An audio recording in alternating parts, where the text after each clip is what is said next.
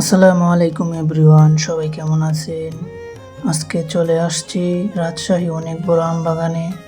কাকা আমাকে ডাকতেছে ক্যারেটটা নামায় দেওয়ার জন্য।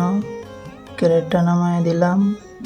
ক্যারেট নামায় দেখি কি আমগুলা অনেক সুন্দর, পুরো এক একটা মধু মধু। বাগানটা অনেক বড়, অনেক সুন্দর দৃশ্য বাগানটা। অনেকগুলা আম গাছ, যে গাড়িও আছে। হায় রে, মনে হয় সব আমগুলা নিয়ে যাই।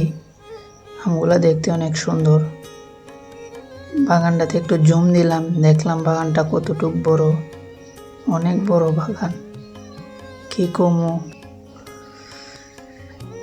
জুম দিয়ে দেখতেছি যে বাগানটা কতটুক বড়, আপনাদেরকেও দেখাইতেছি।